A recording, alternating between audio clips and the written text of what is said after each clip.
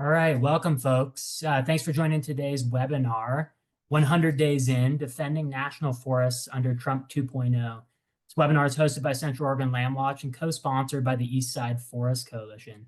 My name is Jeremy Austin. I'm the Wildlands and Water Program Director at Central Oregon LandWatch. For those of you who may be new or unfamiliar with LandWatch and our work, our mission is to defend and plan for Central Oregon's livable future, and we have been creating well-planned cities and protecting wild, open spaces across the region since 1986. Amid the pressures of increasing development and climate change, ensuring a balanced and sustainable approach to planning is critical to the future of Central Oregon. LandWatch exists to guide development where it belongs and protect the land and water that sustains our communities and ecosystems. LandWatch is at the forefront of defending our region's waterways, wildlife, farms, and forests, and promoting vibrant and sustainable cities and towns.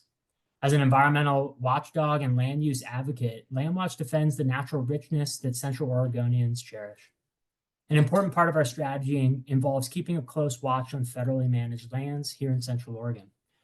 LandWatch's Wildlands and Water Program is doing just that, focusing on improving habitat connectivity and implementing sustainable resource management practices that increase the ecological integrity of our region's federally managed forests, sagebrush steppe, and riparian ecosystems. Our public lands work centers on the Deschutes and Ochoco National Forest, as well as other federally managed lands in Deschutes, Crook, and Jefferson County here in Central Oregon. Before we dive into hearing from our esteemed panelists here this afternoon on the first 100 days under this administration, I wanted to take us back a few years to the waning days of the first Trump administration, when a political appointee in Washington, D.C. signed a decision rolling back large tree protections across more than 7 million acres of public lands in eastern Oregon and eastern Washington. These protections, known as the Eastside Screens, have been in place for decades, providing critical protections for mature and old growth trees in central and eastern Oregon. In response to the first Trump administration's effort to roll back large tree protections, as well as other emerging threats to public lands, a broad coalition of conservation interests came together to form the Eastside Forest Coalition, of which Central Oregon LandWatch is a proud member. The coalition's mission is to defend forest ecosystems across the Eastern Cascades and Blue Mountain ecoregions, and we are actively working together to that end. In June of 2022, Eastside Forest Coalition members filed a lawsuit challenging the Trump-era rule change to the Eastside Screens and ultimately were successful on all claims, reinstating important protections for large trees in Eastern Oregon and Washington. While reinstating the Eastside Screens was a huge win, our work to defend national forests is far from done. Now, after the first 100 days of the second Trump administration, we are reviewing what this has meant for public lands and environmental law and policy around the country, with a closer look at national forests in Oregon. Today, I am joined by expert panelists from Earthjustice, Crag Law Center, and Advocates for the West, who are here to help explain how the environmental justice community is helping to push back against this administration's harmful or illegal moves. We'll also answer a question on many people's minds: what can I do about this? At this point, I'm going to pivot to the panelists and ask that each of you give an introduction to yourself and a little bit about the work that your organization does. And Jeremy, we'll start with you and then go to Meriel and Lizzy. Yeah, thank you, Jeremy. Thanks so much for having me, and thank you to Central Oregon LandWatch for putting this on, especially at this moment in time. It's really important. Again, my name is Jeremy Orr. I'm a civil rights and environmental lawyer by trade, but I serve as the director of Litigation and Advocacy Partnerships at a national organization named Earthjustice. So, Earthjustice is the nation's largest nonprofit environmental law organization. Generally, we're known to work alongside communities and partners to use the power of law to protect public lands, defend environmental health, and fight for what we consider to be a just and sustainable future. And at Earthjustice, I mainly focus on this role of building strong partnerships around the country to connect our legal advocacy with our frontline and community-led movements, in the environmental movement, because for us, right, as we know, right, real environmental protection has to be rooted in justice. So again, thank you for having me. Hi, everyone. I'm Meriel Darzen. I'm a senior staff attorney at Crag Law Center in Portland. And Crag is a nonprofit environmental law firm and law center that we work across the Pacific Northwest. Our model is legal aid for the environment. So we're generally either pro bono or low bono for community groups and organizations across the Northwest working on public lands protections, wildlife, community, environmental justice, a lot of the same issues that Jeremy just mentioned. And we do work at pretty much all different scales, all the way up from with the large groups that Jeremy referred to in the East Side Screens, down to smaller issues within urban communities. And as I said, we're based in Portland, but we work all across Oregon, Washington, California, a little bit in Alaska as well. And thanks so much for having me today. And I'll round this out. I'm Lizzy Potter. I'm an attorney at Advocates for the West. And so like Crag and Earthjustice, we're a nonprofit environmental law firm. We provide free legal services to conservation groups, Native American tribes, and individuals, and our work spans the entire American West. My personal docket in recent years has gone from the California coast to Colorado's Rocky Mountains and the northern border in Washington state, all the way down to the southern border in Arizona. A lot of our work is focused on public lands, not just national forest lands, but Bureau of Land Management lands, wilderness areas, Fish and Wildlife Service lands. And we deal with a wide range of conflicts that affect public lands, oil and gas leasing, dam operations, livestock grazing, timber sales, really you name it, and we work on it. A lot of the key species that we fight to protect include the sage grouse, salmon, keystone species like those, and some of our smallest critters, pollinators, frogs, a lot of different species that we work on to protect throughout the West. And so I'm based here in Bend, Oregon, right around the corner from LandWatch. And so I'm very excited that you all invited us to be here today. Great. Thank you all once again for taking the time and for all the work that each of your organizations are doing to protect our public lands and environment more broadly. The first question I wanted to start with is for you, Jeremy. And the word unprecedented was used so frequently during the first Trump administration that it was actually the 2020 word of the year. Jeremy, can you give people an overview of what kinds of actions you'd expect with a change in administration, and then share some of the examples of this administration's approach that are unprecedented?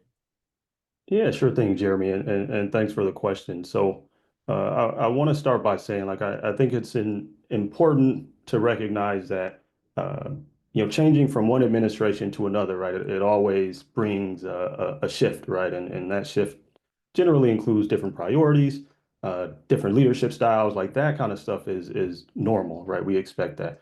But what we're seeing with this second Trump administration isn't just change, right? It's a deliberate attack on the foundations of environmental protection. And it's being done at a scale and at a speed with disregard for science, disregard for law, and disregard for community voices that like truly is unprecedented, right? And typically, even when administrations want to roll back environmental regulations or any regulations for that matter, there's a process, right? And that process often includes public notice.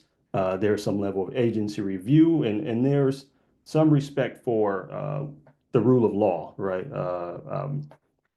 And what we saw before, in the first administration, the first Trump administration, is also what we're seeing now, which is that the administration is simply looking to cut corners at every opportunity that they get, right? So what we see is that they're sidelining our scientists, they're dismantling agency capacity or dismantling agencies across the board, prioritizing corporate interests over communities, ecosystems, and long-term stewardship. And just to name a few of those kind of examples that have stood out to me so far, I think the first is just the gutting of the National Environmental Policy Act, or NEPA, right, to limit public input in federal projects, which is huge.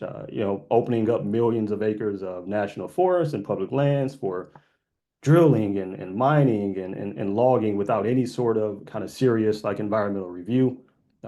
Just slashing protections for endangered species and wetlands and clean water resources, shrinking national monuments, right? Not simply just adjusting boundaries, right? But outright what I would consider to be disrespecting tribal nations and indigenous leadership in those decisions. And then just across the board, right? They're pushing policies that ignore or in many instances, like actively harm communities already facing environmental injustices. And And I think to top all of that off, we had a Supreme Court decision last summer that overturned Chevron deference, right, in the Loper Bright case, and that set the stage for what I would consider to be even deeper damage, right? Chevron gave agencies like EPA or Forest Services it gave them the ability to reasonably interpret and implement laws passed by Congress, right? And so striking that down last year under the Biden administration made it harder for that administration and those agencies to defend environmental protections in court, right? And under the Trump administration, I imagine it's going to be even more dangerous, right? So all that to say, when we kind of use the phrase unprecedented, right, it's not simply hyperbole, right? It's about, man, just the very idea that government should act as a trustee for the land, for the water, and for the people who are right now feel like they're being pushed aside in favor of short-term personal or private gain. And so, right, if we're going to, right, defend our nation's forests and all of our public lands, right, we have to be very clear-eyed about all of this, right, and be ready to respond, right, quickly, collaboratively, and unapologetically.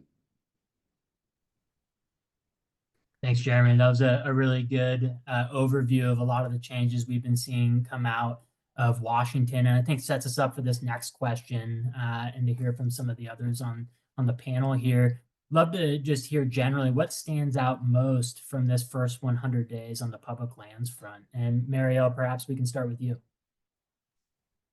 Sure. And I think Jeremy did a really good job setting the stage there with the background of kind of the end of Chevron and the rollbacks to NEPA. And honestly, there are so many things here that we could talk about. It's almost overwhelming to even zero in. So, you asked me today what stands out. I'll say one thing, ask me tomorrow, I'll say something else. So that's pretty much how it is right now, is things are happening really quickly. And every day I feel like I have to spend, 45 minutes catching up on all the crazy stuff that's happening. So, but I thought I would just talk a little bit about the executive orders that, obviously is one of the things that has kind of the immediate fallout of the administration change was how abruptly and quickly the president started signing executive orders. And there have been several targeting public lands, particularly relating to energy, the Unleashing Energy executive order around drilling and mining for oil and gas and other natural resource issues. And then for us here in the Northwest, I think where timber and logging tends to be a major issue, there have been a couple of executive orders that came out pretty early after inauguration that were targeting timber production. One that was more related to timber tariffs and trade, import-export trades. And then a second one on March 1st that was focused on timber production. And that executive order has kind of set a series of actions in place that, starting with the executive order that was to unleash timber and, instructing the agencies, the Forest Service and BLM that manage public lands where there are forests, to increase timber production and really limit public participation and limit environmental review of logging projects. And that, heavily affects us here in the West. And then that gave rise to a follow-up secretarial order from Secretary Rollins, the Agriculture Secretary, that approved something called an emergency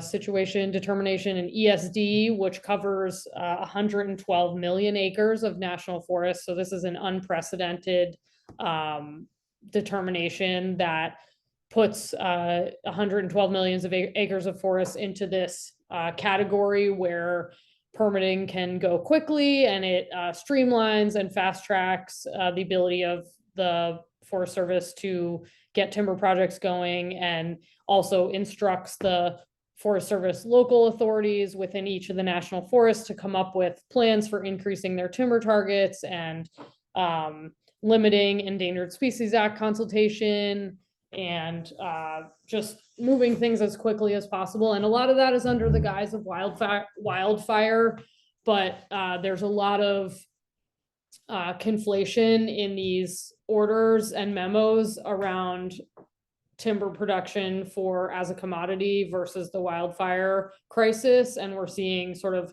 not a lot of distinction there.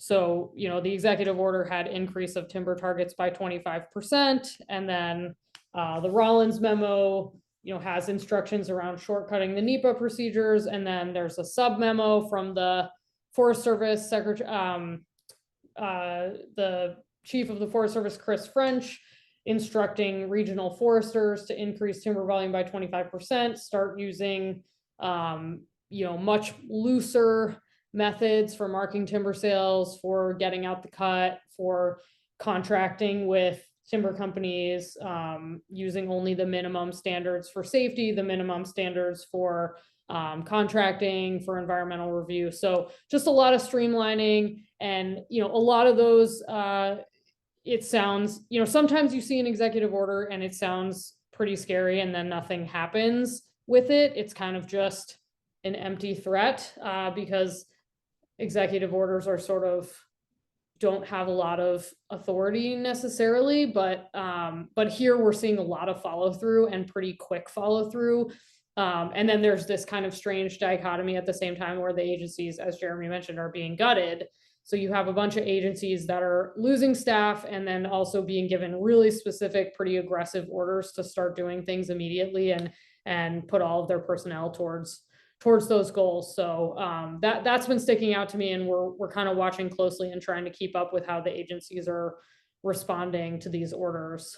And yeah, it's really interesting times. Thanks, Meriel. Lizzy, can we pivot to you and ask what's standing out to you in these first 100 days?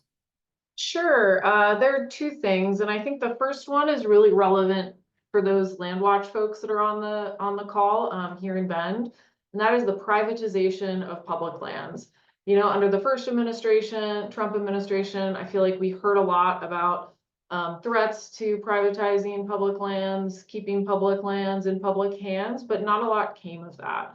This time around, I think we have reason to be more nervous. And that's because the administration has really tied the privatization of public lands to the housing crisis. And as we know here in Bend, other mountain towns, other communities out west, it is real. We are facing some really challenging issues with housing. And so the Department of the Interior and the HUD have issued, and they're putting together a task force to look into privatizing public lands for housing purposes. There are some private think tanks that have done a lot of work identifying specific areas and putting some meat on the bones of this idea. And for us here in Bend, Bend has been targeted as one of the top 10 places where this can happen. You know, the federal government can sell public lands to developers to build houses. And so this is a threat in two ways. The first is a little bit less significant, and that's using existing legal authorities under the Federal Land Policy Management Act. The Bureau of Land Management already has authority to what's called dispose of federal lands. But there's a process that they're supposed to follow. They're supposed to do land use planning that requires public involvement. They're supposed to comply with the National Environmental Policy Act, or NEPA. You know, they have to provide a fair market value for that sale.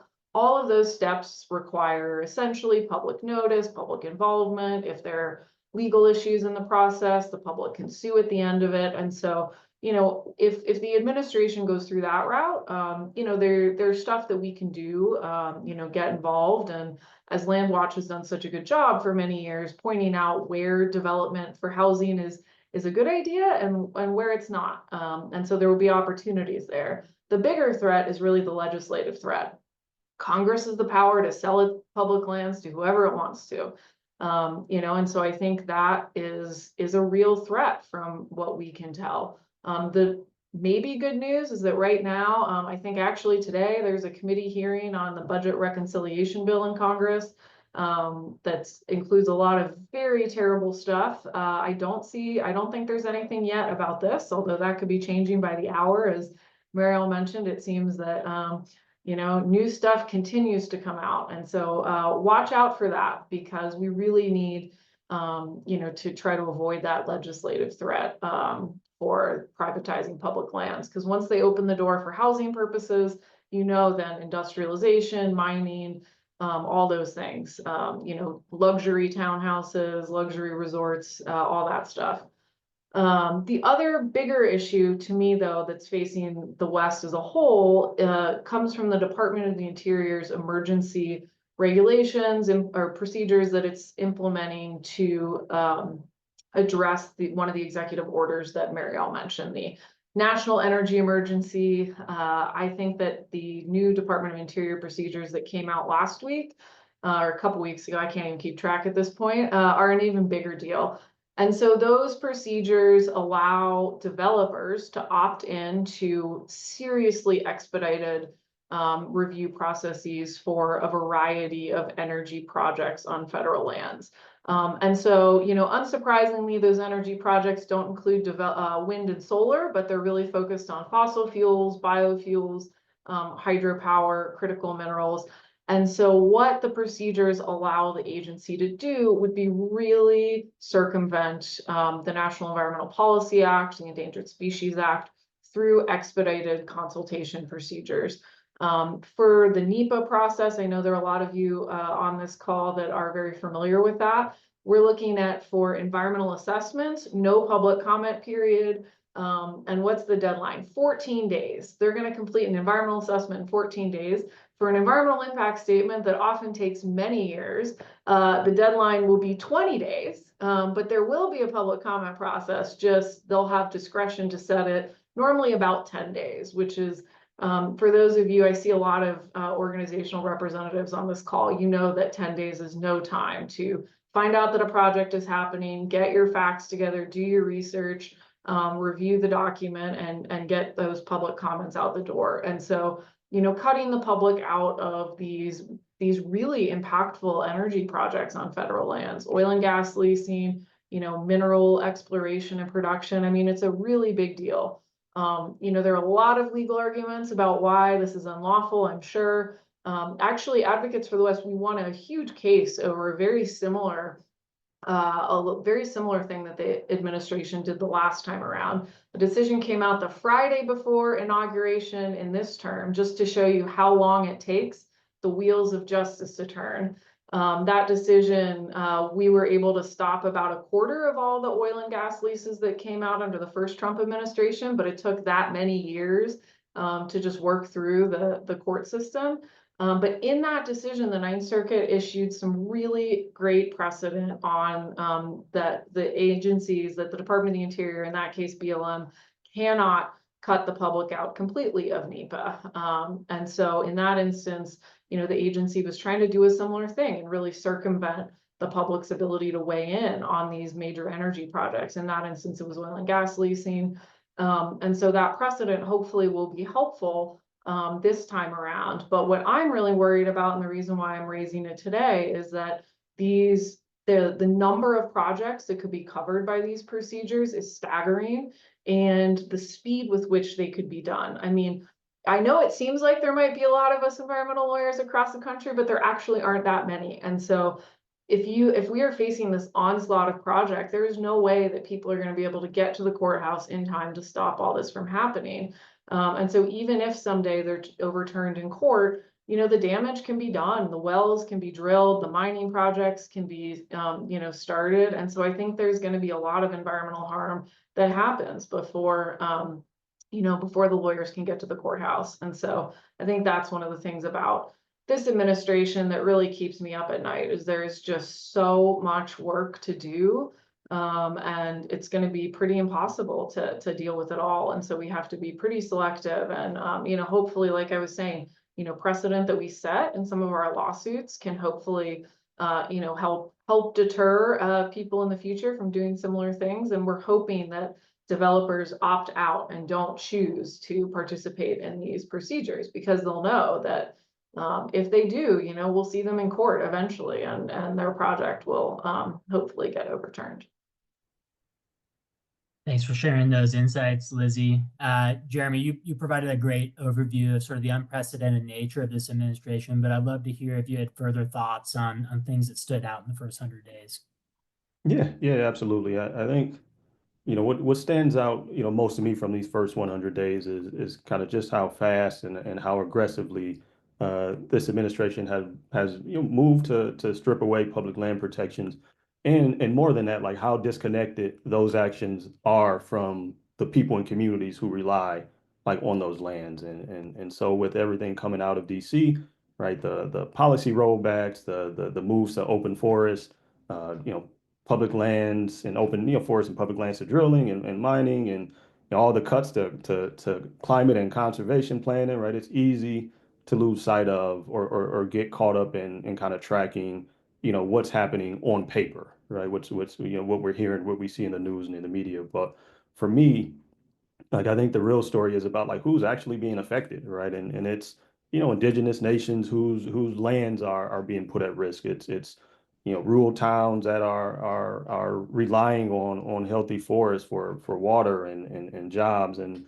of course it's frontline communities that have already been, fighting for basic environmental protections their entire lives, right? Like those are the people feeling, the fallout, first, and as we say, first and worst. And this administration, it's not just like weakening the laws or weakening the regulations, but they're pushing aside the people who have the strongest ties to these places and to these lands, and they're doing it by, cutting out public participation, as was mentioned by Lizzy and Meriel, right? Cutting out public participation, in some instances, cutting out tribal consultation or any meaningful, serious environmental review process.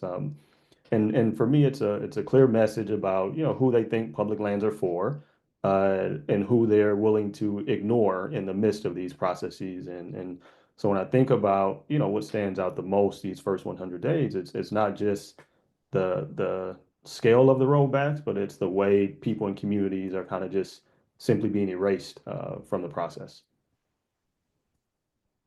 Well, thank you all three for sharing those insights. There's certainly a lot happening, and it can be hard to track. And so it's helpful to hear and be grounded in some of the things that have stood out the most to you three.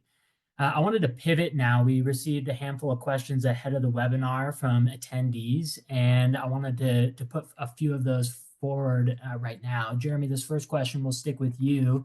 From David in Redmond: why are some scientists siding with the current administration in terms of environmental threats? What can anyone do to convince doubters that human activity is contributing to global warming and its impacts?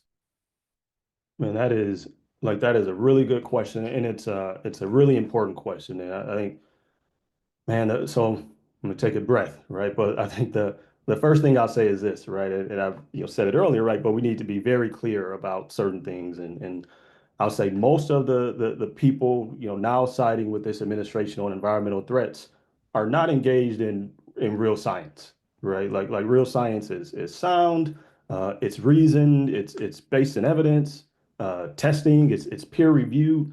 Like what we're seeing is political loyalty dressed up as scientific expertise, right? And that's not real scientific inquiry, right? It's cherry picking, right? It's distorting the facts, and in many cases, it's as we've seen, just outright denial of what we know to be true as it relates to science, and that's not an accident, right? Environmental protections, right? The laws, the regulations, the safeguards that guard our air and our water and our public lands are like they're rooted in science. The laws themselves are written to be rooted in science. And so when we think of NEPA and the Clean Air Act and the Clean Water Act and things of that sort, they're all built on this idea that we should use the best available science to guide our decisions, right? That's generally how environmental law works. And so if you want to dismantle environmental protections, the first thing you have to do is attack the science that gives those environmental protections authority and power, right? So, and you do that by discrediting the actual scientists and discrediting the researchers, and and you sow and create doubt, and you elevate kind of fringe voices that will say exactly what you want to hear and what you want the masses to hear. And that's exactly what we're seeing right now, right? And we should be very clear to kind of call it what it is, right? As for, as for what we can do, though, I think we can, well, I think the question was somewhere around like what we can do to kind of convince other folks. And I'll say, I don't think it's about just kind of throwing around, data to people who already have doubts, but I think it's about kind of reconnecting the science and data to like people's lived experiences. So, people can see the impacts around them, right? People can see the extreme weather. People can see that wildfire seasons are lasting longer and they're more intense. Uh, People can see water scarcity in areas where it didn't exist before, and so we need to be able to connect those dots for people, right? And as part of that, right, we need to continue to uplift what we know to be real science and real scientists. So especially from frontline communities and indigenous communities where where the work shows kind of clearly the human activity is driving all of these changes that we're seeing. But the fact of the matter right now is that actual science on environmental protection has never been more clear, right? In this moment, we know what the science is, and so that begs this kind of question of whether or not we have the political will to act on it, and that's where kind of all of this comes from.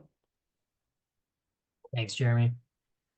We had several questions come in about the Fix Our Forest Act. And there's one specific question from Rob, and it is it correct to conclude that the statutory authority Trump lacks for his executive order to expand logging will be provided by the Fix Our Forest Act if it passes? Meriel, do you want to talk to that one? Sure. So I'll just preface this by saying I'm not a legislative expert. I'm a litigator, so I usually deal with laws that are already on the books, not that are not yet on the books. But Fix Our Forest Act is definitely something that I'm watching. I've been saying it's the first piece of like forest related legislation that I've closely tracked before it even gets through, because it has such a substantial effect on all the work that we do. And it does seem to have bipartisan support, so it looks like it might go through. So it was a piece of legislation that was started on the House side, introduced by bipartisan coalition, and it passed the House pretty quickly, and is after I think a half an hour hearing, and then half an hour hearing in the committee, and then now it's on the Senate side, slightly revised version. Again, I believe bipartisan.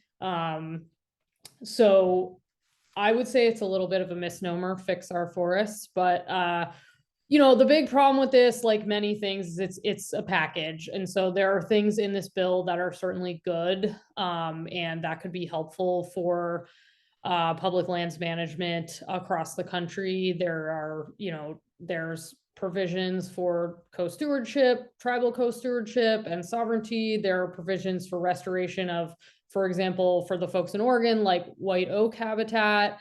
That's, something that's really important here. There are other things in it, around watershed protections that could be good. Unfortunately, it comes with some problematic provisions, like allowing for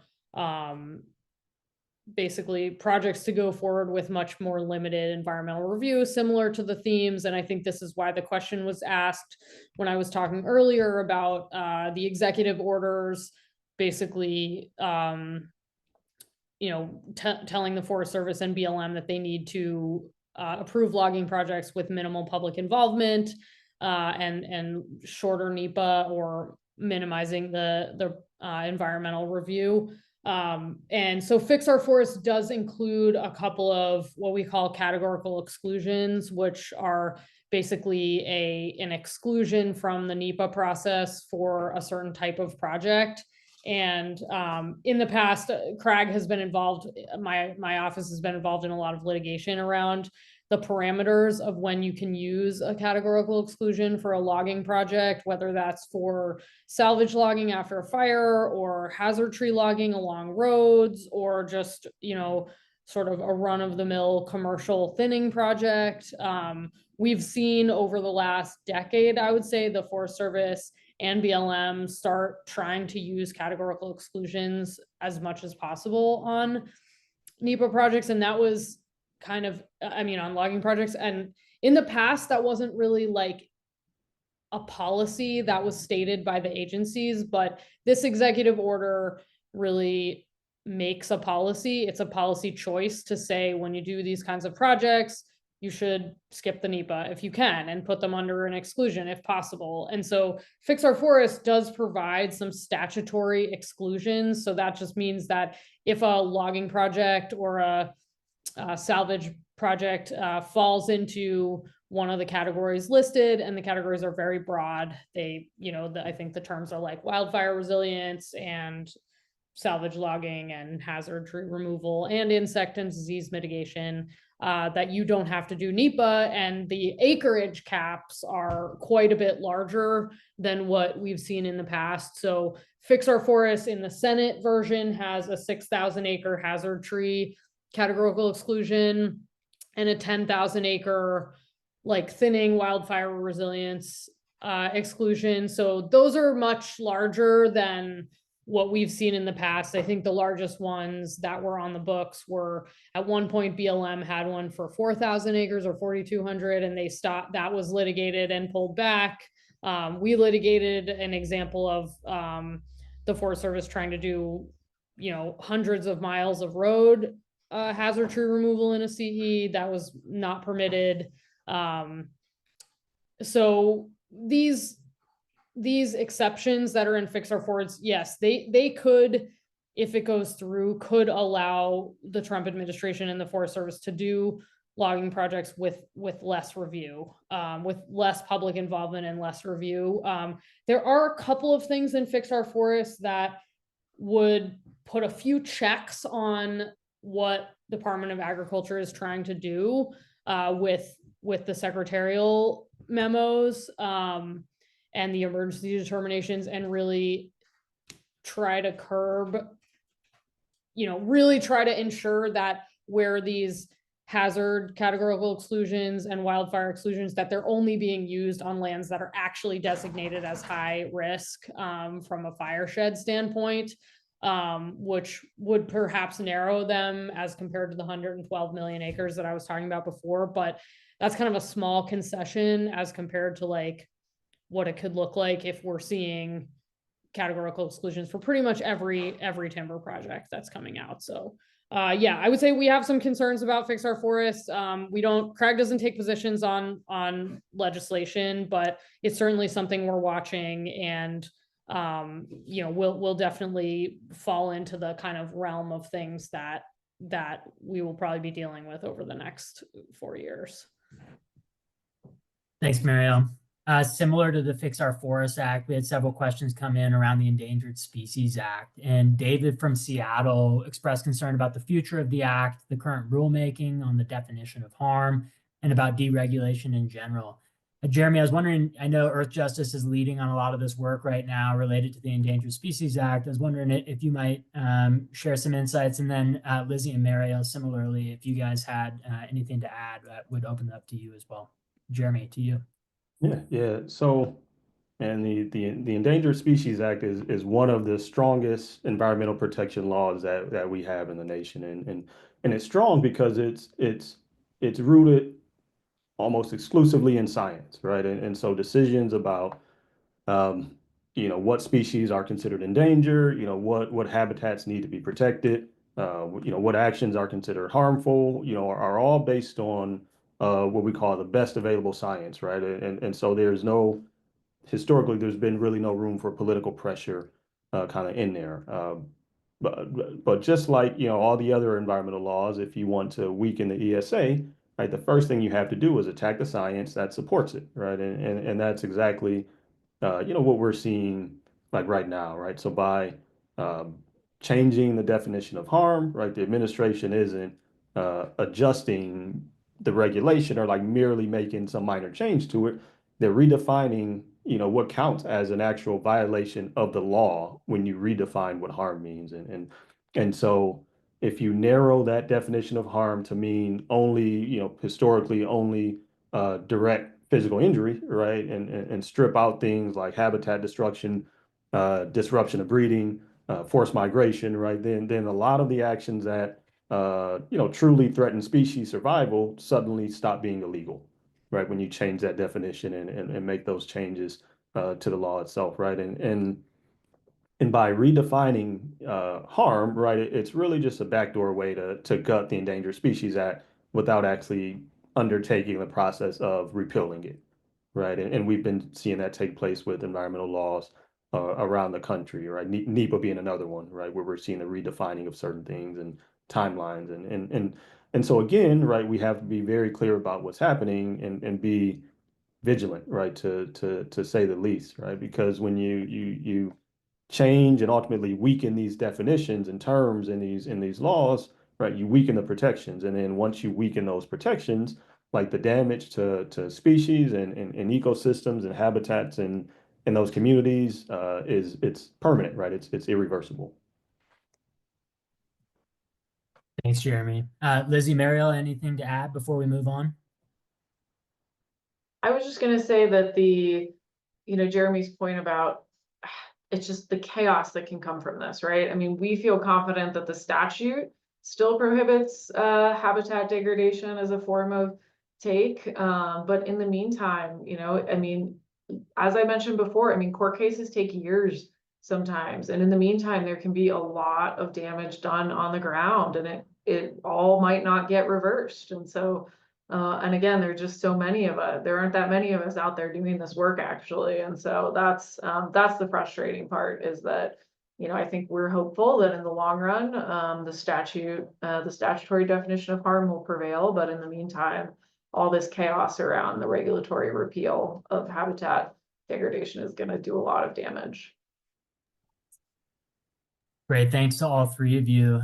We're going to pivot to hear a little bit about the work each of these three are doing within their respective organizations. But before I do that, towards the end of the webinar, we're going to have a chance to bring forward some of the questions that you all might have. We've covered a ton of content so far.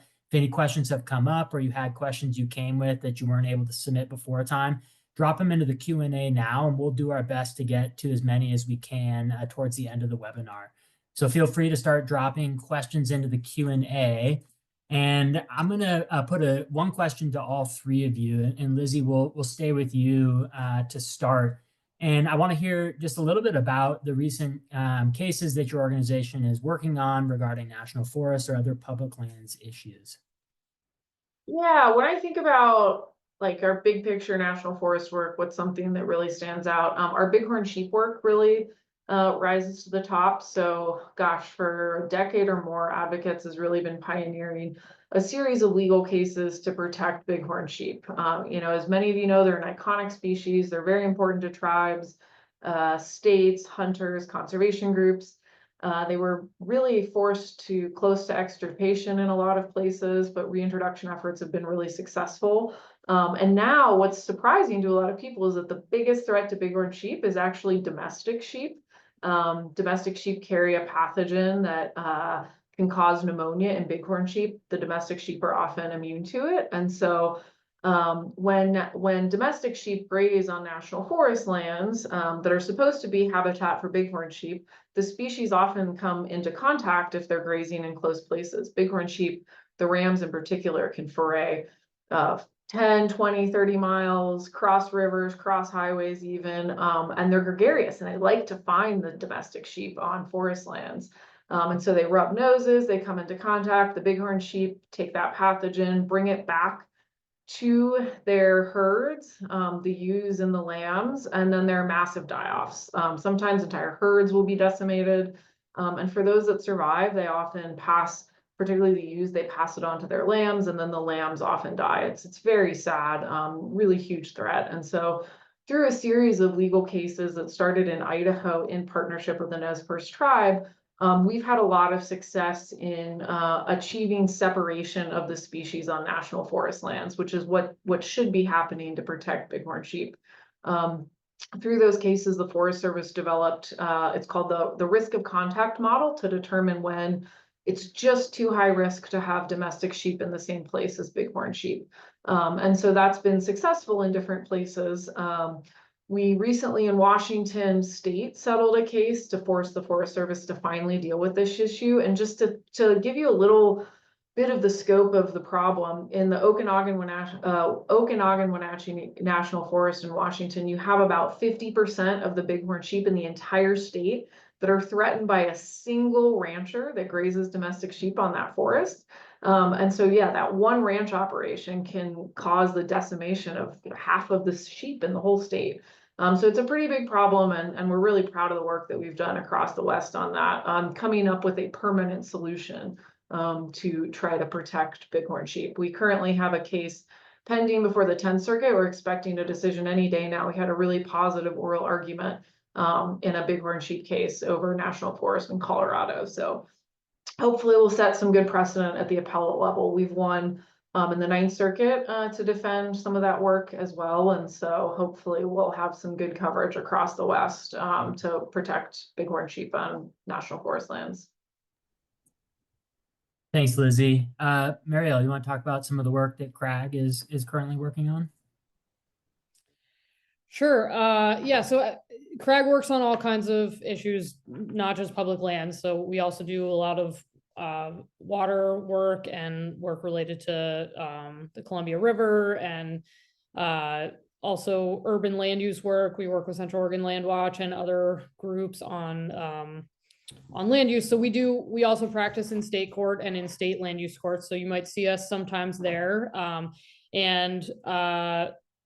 But yeah, in our public lands work, I guess I'll just specifically talk a little bit about the forest work. We're kind of, one of the things that Crag does is we help the organizations that you all know in Oregon, Washington, California, Oregon Wild, Central Oregon LandWatch, Sierra Club, Wild Earth Guardians. We support a lot of those organizations by adding legal capacity for them. So a lot of those organizations have staff attorneys, and what we do is we partner with them, and that basically doubles the legal capacity, because then we can do more cases and we can do more coverage. So that kind of allows us to for these groups to challenge the logging projects and the public lands projects in Oregon, particularly on the national forest and BLM side in Central Oregon and Eastern Oregon and Southern Oregon, to make sure that we can be there for all of those cases where, whether it's cutting old growth or, taking spotted owls or marbled murrelets.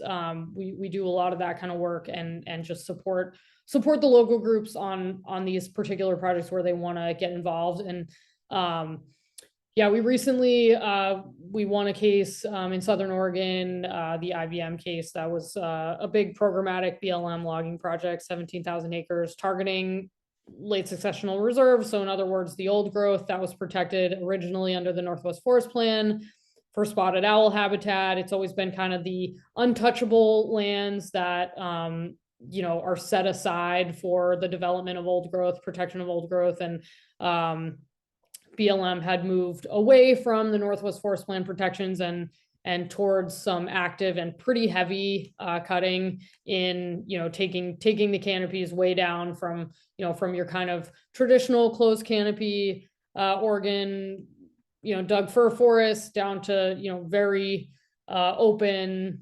sort of almost clear cut style logging on 17,000 acres in Southern Oregon. And they were using a method where they weren't going to say exactly where they were going to do it until later. So it's kind of this programmatic conditions-based management style. And that is also really hard for the public to get involved and pay attention to where the cutting is going to happen. And whether there are species in there or whether it's a recreation area or a campground and not know. So we represented a coalition of groups on that, and were able to get that overturned, and now we're in settlement negotiations over the remedy. And I think what's been good about that is we've really worked hard with our clients to find common ground with the agency. And they're, just because what's going on in Washington seems to be all bad, there are still good folks in these agencies, and they do want to do the right thing. And we're still finding some common ground on some issues around, non-commercial thinning and prescribed burning, and some, our clients have some interest in mitigating wildfire risk where they can, but doing it in a way that's going to work, and not risk endangered species, and not, cause problems for increase the fire risk or cause problems for folks who live out there. So now we're in the remedy phase and potential settlement.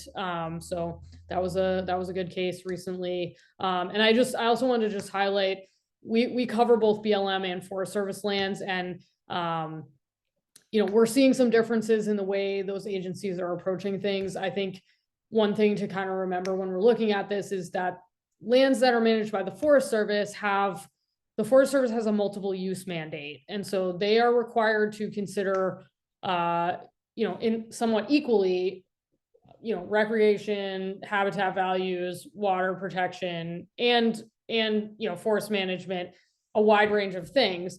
The BLM is under, especially in Oregon, more of a timber production focus through the laws that regulate them. And so although we're seeing the Forest Service move in the direction of more commercial logging, and under the guise of kind of like doing the executive orders, we still see a lot more balanced approach from the Forest Service, whereas BLM, we're really seeing a lot of pressure in Oregon to get out as much volume of timber as possible. And so that's something that we kind of have a unique place where not that many folks pay attention to what BLM's doing on its millions of acres.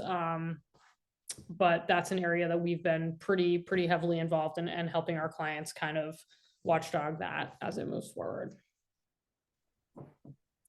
Thanks, Meriel. Shifting over to you, Jeremy. Some of the work that Earthjustice is working on. Yeah. So right now, Earthjustice is involved in a number of cases, kind of focused on protecting, our national forests and our public lands from, what we know to be aggressive deregulation, right, that we're seeing take place right now. And so, one of the big cases we're working on is challenging the federal government's decision to strip climate and forest data from government public websites, right? And that includes information about mature and old growth forests. And that may sound like a minute kind of technical thing, but it matters. And it matters because when you erase the science and you erase the data, you make it easier to justify bad decisions without public accountability, right? And so we're also, as we talked about like a few questions ago, right, fighting against legislation like the, Fix Our Forests Act, right, which, as noted, right, would open up millions of acres of forest to logging, particularly without any sort of serious environmental review or public input. As we've all kind of mentioned this idea of erasing the public from having a say in what's going on, something like that would also gut the Endangered Species Act protections, as I kind of talked about a few minutes ago.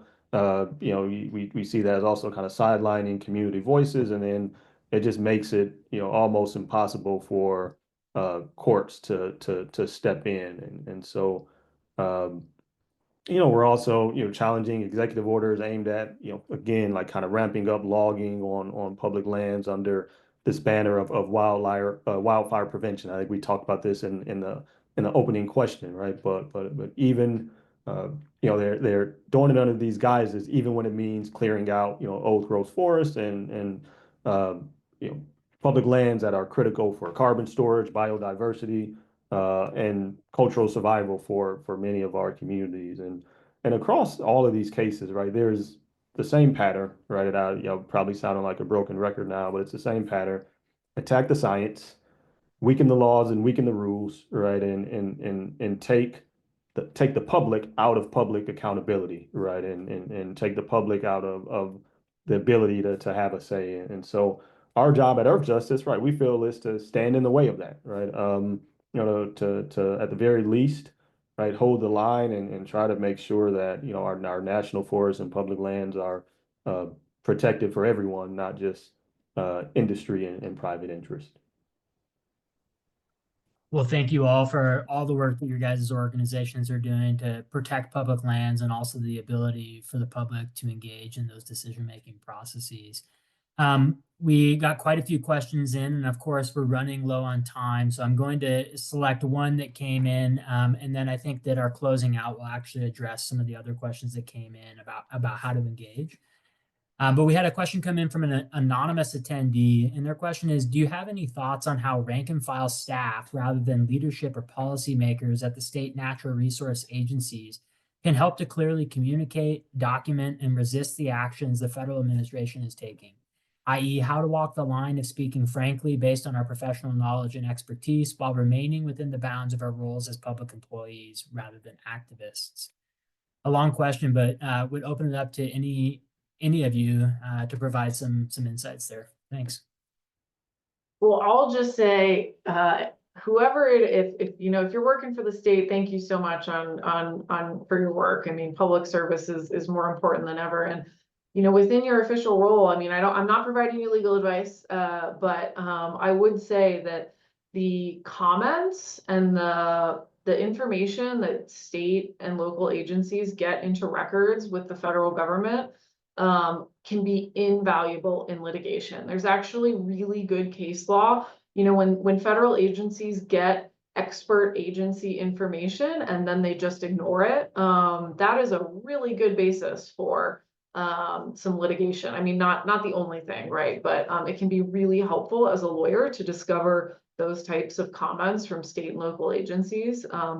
And so documenting things that you're hearing and sending them to the federal agencies to get them in the record for those projects that they're considering can be really helpful. And you obviously don't want to do anything that would jeopardize your, you know, your position, you know, or risk your professional integrity. But if you're just commenting that, you know, a project is bad for the environment and you're a fish biologist and, you know, this timber sale will have a lot of, you know, have impacts to reds from the sediment, you know, will increase water temperatures. That's all within the bounds of your job, I would assume.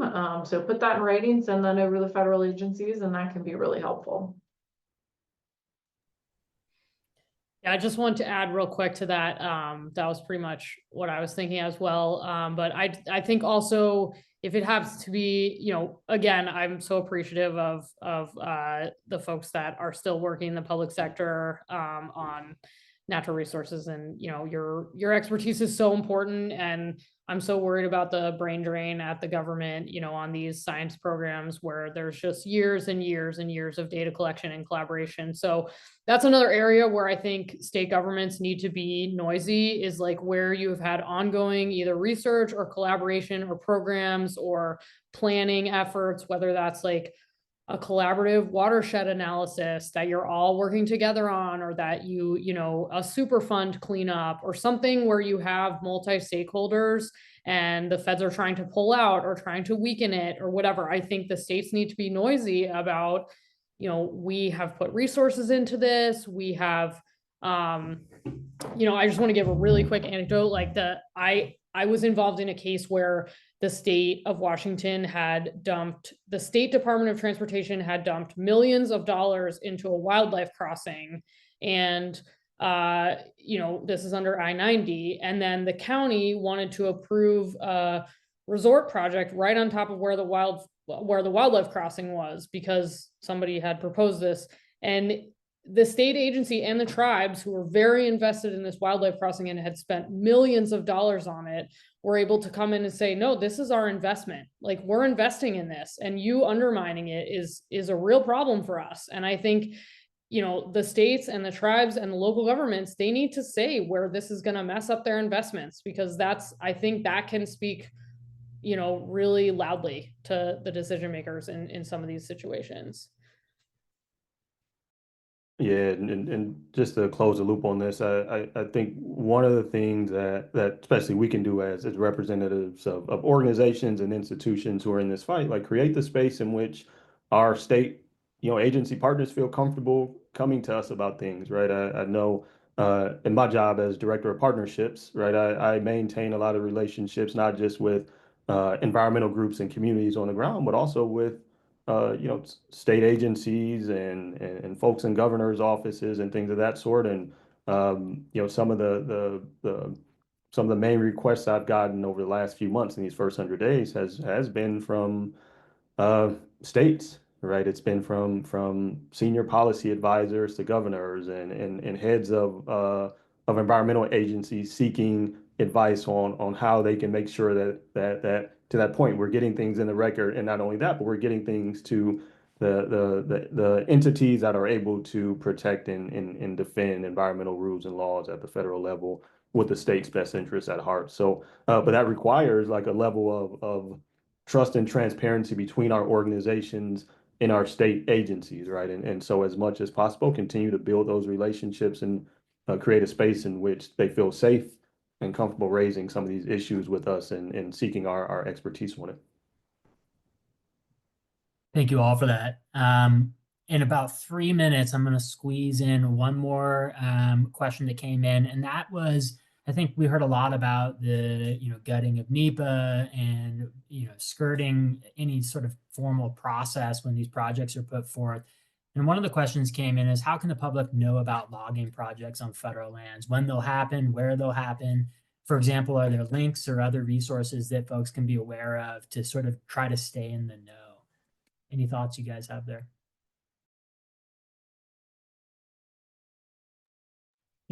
I can chime in briefly, and Mary and Lizzy, feel free to chime in as well.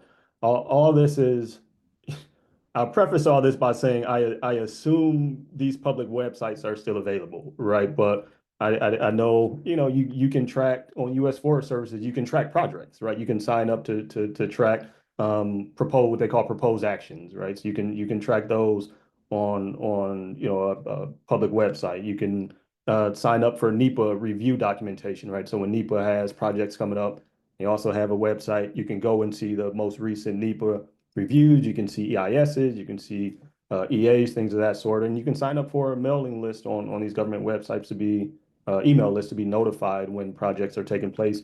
And it at least, right, and again, right, at least my experience with it has been you can even get down to localities and regions where you live to say, hey, I want to be notified. I can set settings to be notified about projects in my area. I don't even think it's best for me to assume that these options are still available with the current administration, but I would say at least look into them, because that's been a great way to track these kind of projects over the years, in recent years. We got about a minute or so. Lizzy and Meriel, you guys want to add to that? Yeah, I'll use that to pivot to the last point that we were gonna make about what you all can do. Remember, you're not alone in this, right? Just about all the places that you guys probably live and care about are covered by a great nonprofit organization like Central Oregon LandWatch. So, if there's a particular area that you're concerned about, find out who that local group is, sign up as a member, and then ask them what projects are being threatened, and then get out on the ground. If you have time, instead of taking another hike on the Deschutes River Trail, go up to the Ochoco National Forest, do some ground truthing for them, take some pictures, and report what you see in the forest. We had a series of cases down in the Fremont-Wainema National Forest that were based on incredible reports from people on the ground reporting problems, month after month, and it gave us a really great record that led to a win in court. And so, you're not alone. Find out what's happening from your local groups, and then if you have the time, go out there and see it for yourself. Great, thank you. And that is a great segue into the closing section here. We did get a lot of questions about how can I get involved? How can I support efforts to protect public lands under this administration? And we'd love to hear from you all about different opportunities to do just that, and really by how much time someone might have available. So Lizzy, you just highlighted some great examples of somebody with more time, perhaps recently retired, with somewhere around a day per week that they could volunteer to get out on the ground, go take photos within the national forest to help document what's happening. I would love to hear from you, Jeremy, about somebody with like a little bit less time, say about an hour a week, how they might be able to engage in efforts to protect public land resources. Yeah, I think reiterate what Lizzy said and kind of be, even more specific about those ways, right? But I think, one of the most powerful things people can do right now is quite literally document what's happening around you in real time, right? And even if you don't have the capacity to go out to various places and do these things, when you see things happening in your community, finding ways to document them, right? When you see logging projects starting, you see old growth trees being cut, right? You see roads being built into, intact forest areas, right? It's getting photographs, it's videos, it's remembering the dates and locations and sending that information to, the environmental groups who are kind of standing in that gap and defending those environmental protections. And because a lot of that damage, right, is kind of happening out of sight. And as we mentioned before, like once these places are gone and once the damage is done, right, the damage is done and these places are gone. So I think just being able to have people on the ground who are just simply paying attention, being aware, documenting things, and helping get that information into the hands of groups and organizations who can act on it, right? And whether that's like an Earthjustice who can file a lawsuit, right? Or one of your local conservation organizations who can help raise public awareness and create public pressure, or for many of our organizations, kind of pushing, for agency accountability in the the public process, right? All of that is critical, right? And it's critical because like transparency, and I talk about this in environmental law all the time, right? But transparency is the foundation for action, and that's what gives us the ability to kind of bring these lawsuits. And I think just beyond documentation, part of that is just showing up, right? Whether it's these public meetings, comment periods, local organizing efforts, right? All of those things make a real difference in this moment. And I think of example of old growth forests, right, being vulnerable right now because systems are being designed to move fast and quietly by this administration, right? So when people make noise, when they want to move fast and quietly, when we're making noise, right, when there's public visibility, right, it gets harder for these kind of projects to slip through the cracks and take off. So I think my bottom line here is just, having eyes on the ground and voices in the process, because that's how we fight to, protect our forests and our public lands. And then lastly, over to you, Meriel. For someone with a little less time, say maybe 10 minutes to engage, any suggestions for opportunities to engage? Well, I just wanted to shout out my client in Southern Oregon, KS Wild. They just did a postcard writing party, and it just seemed like such a good idea. They wrote to Representative Bentz, who I believe is the Central Oregon representative as well. Although I guess it's split between Bynum and Bentz, but either one of them. I mean, it takes 5 minutes to write a postcard that says protect NEPA or protect the Endangered Species Act or stand up for our national monuments, and have a party with your buddies and write some postcards to your representatives, or write some postcards to the Forest Service, or just do something real quick that and I mean, don't knock I think Lizzy brought this up when we were talking about this, like don't knock the idea of the form comment. Like a lot of organizations will provide a form comment for you to submit. It does count. So, even if it's not, you don't have time to customize it, it's okay. Just put it, if you think it makes sense and you support what they're saying in there, send it in, because then, when we're litigating the project later, we can say there were 19,000 comments about this project. And that means something to the judge and to folks who are reviewing it. So, right now, for example, the Endangered Species Act harm rule that Jeremy was talking about earlier, that comment period is open till May 19th. You can go in there and write a form comment on the Federal Register. And last time I looked, there were like 25,000 comments in on that. So, it's really quick. You can just go in there and say, save the Endangered Species Act, like don't change the harm rule, and it's done. And then, you've registered your voice, and that means something. So. Great. Well, that's going to wrap the webinar. I just want to say thank you so much to the three of you and the organizations that you work for all you're doing right now in this time of unprecedented change for our public lands and our foundational environmental laws. Here at LandWatch, we really appreciate the partnerships that you guys have helped forge, not only with us, but the rest of the broader conservation community. As Lace, my esteemed colleague, has put in the chat, we will do a follow-up email here shortly, including opportunities to engage in the Endangered Species Act rulemaking that Meriel was just highlighting. But again, really appreciate these three panelists for taking time out of their busy schedules to help share some of these insights about what's happening right now. And thank you all for joining. We look forward to connecting with you soon. Thanks, everyone. Thank you. Thanks, everyone.